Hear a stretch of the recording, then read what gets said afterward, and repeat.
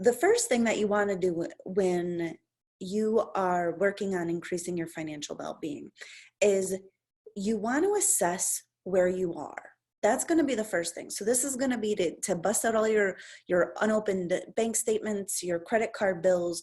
You want to look at the money that you have in your investments. You want to really get clear on where everything is. You may want to accumulate envelopes for a week or two before you get started, and then you want to set a date. And so on that date, then you want to clean your desk. You want to figure out where you're going to be working with your money, and you want to set up how you're going to keep your records. So for things that are bills that need to be paid that are not paid yet, you want to have a spot to put those so that way you know where they go so nothing gets lost in the shuffle. For things that you need to keep for your taxes, you want to know where those things are going to go. And so you want to clean your desk, you want to set it up. You want to really make your desk area, the place that you're going to deal with your money, someplace beautiful, someplace that you want to go sit, someplace that you're going to enjoy, being able to do this, and you're going to feel real like adulty. You're going to just feel real good about it. Then the other thing that you want to do is you want to start to set some goals. And these goals need to be juicy. They need to be good. They need to be exciting. They need to be the sort of thing that if you needed to make a trade, hey, margaritas or your goal, you're going to want to pick your goal, because that's really what getting a handle on your money is about. It's about making choices intentionally. And so that means you have to have a good, juicy things to make those choices. One of the biggest problems that people have with money is setting boring, terrible goals. I want $10,000 in my bank account. Great. That's a goal for the conscious part of your brain. Your subconscious brain is the one that does all the things. It's the one that makes all the choices. So that part, like your subconscious brain doesn't get it. It's too abstract. You have to have something tangible that you're working toward. I want a new kitchen. I want a wonderful vacation. I want these other things. Now, when we get into it, you're going to see that there's habits to put in place to have that longer term security. But most of the time, you need to have really good, juicy goals for your brain to be able to wrap itself around making different choices. The next thing that you want to think about when you're getting started is you want to start to understand how you feel about money, where your mindset is around money, and if there's any limitations, you're going to want to get clear on those and start to break those down. So you can check out my free group, Shark School with Brie Sodano, on Facebook. There's a ton of free videos. There's a ton of free resources on money mindset. All right. So then once you have your situation cleaned up and you know what you're working toward, you know where you are, you have some clarity, this is where the real work begins. Because money, your financial well-being, it's not like you're going to set it up one time, and be done with it. Like, it's something that you're going to work toward every day. So on a daily basis, or maybe not every single day, but several times a week, you want to check your bank balances. You want to log in. You want to see how everything's going. That's it. You want to check your bank balances. And the reason for this is going to help you to maintain clarity. You're going to understand what's coming and what's going. You are going to start to see the rhythms of your money, the ebb and the flow. And most of us avoid checking our bank balances. A lot of my clients come in and they're either compulsively checking several times a day, or they're like, I know it's not good, so I don't even look. All right, so you want to check your bank balances. And this is really just to maintain clarity. This is to make small adjustments before it's a problem. This is to say, oh my goodness, I forgot this was going to come out. I should not be spending any more money this week. Or, whoa, okay, great. We're doing great. And every time you're doing great, you want to congratulate yourself. You want to get to a point where checking your bank balances is like pouring yourself a cup of coffee. There's not a whole lot of emotional attachment to it. And if there is emotions, you want it to be positive. You want it to be celebration. And so what I would also suggest is, while you're in your bank accounts, while you're looking, if you're building up your savings account, congratulate yourself for that. Tell yourself it's safe for you to have money, especially if that's something new for you. So always keep in mind when you're doing something brand new, and really celebrate any progress that you have into something that's brand new, because it anchors in that feeling, and it really helps to make the progress more long lasting. So on a weekly or biweekly basis, whenever you get your paychecks, you want 3 different types of savings. You want some money that you're planting for the future. So this is going to be your retirement money. You want some money that you're preparing for both disaster and opportunities. So you want to look and project yourself out. Where am I going to need money the rest of this year? And so in the invisible system to stop bleeding money and start stacking cash, which is a program that I have available, you can go to sharkschool.online to check it out. It's $97. I teach all about working capital and how to systemize your money. But working capital is really the money that you're going to use to be prepared.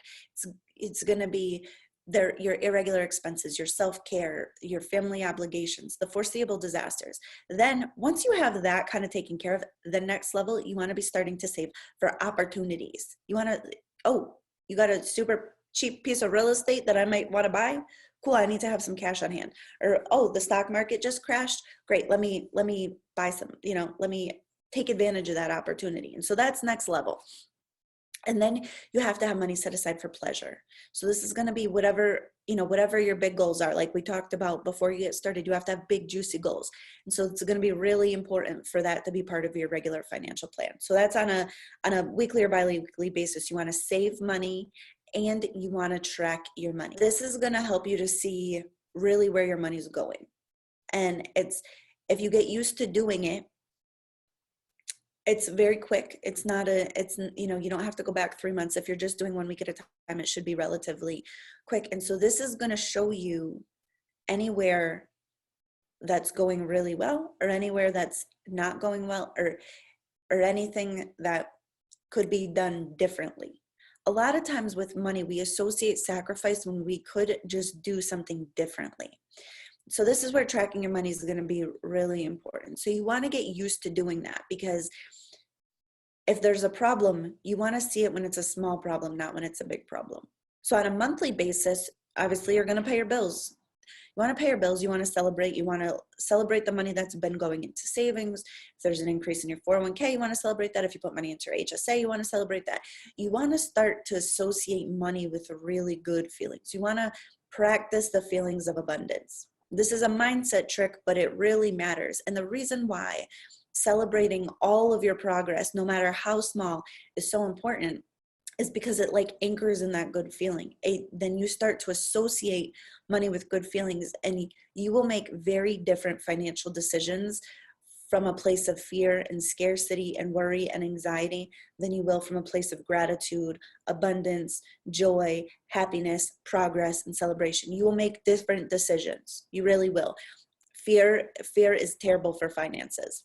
Every quarter, you should be tracking your net worth, and you should be kind of just checking in on your goals. I thought I was going to have $10,000 saved by the end of the year. All right, it's quarter one. Do I have $2,500 saved? Awesome. Great. You want to check your net worth. And the reason that you want to check your net worth is because net worth is going to give you the bigger picture. Oftentimes with money, we get so into the details that we miss the forest for the trees.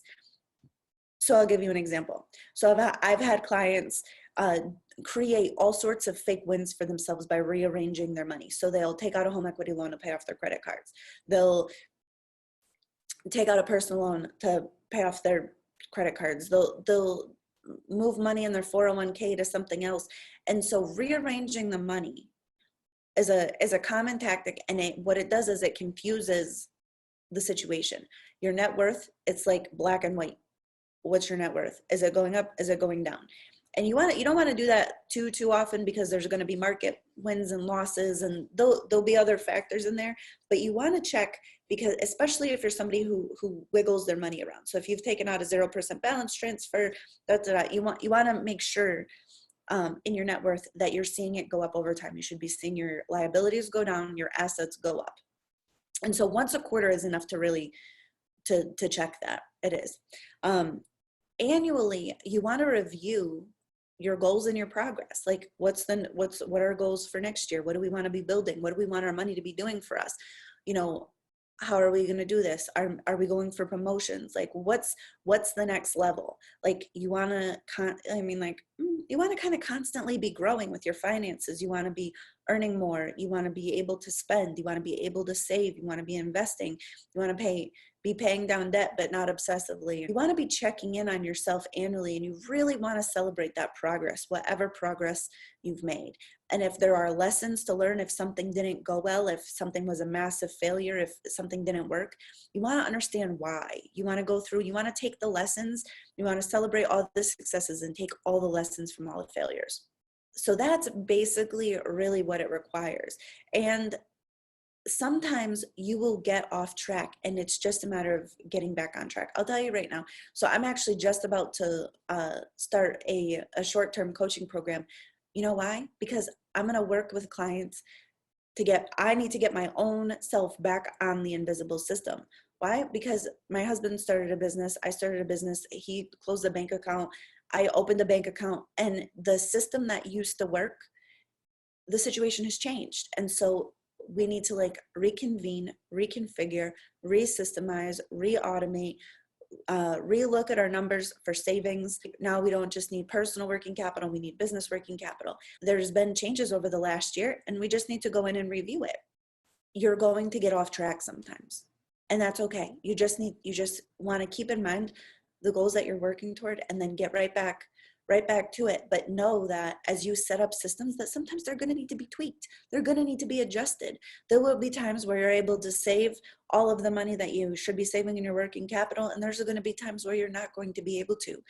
And that's not a failure, it's just adaptability. So keep that in mind. All right, so thank you for watching. I appreciate you. I love you. Feel free to get me on Facebook or Messenger or in the Instagram or in my email if you have any questions, if there's anything I can do to help you. I love you. I appreciate you.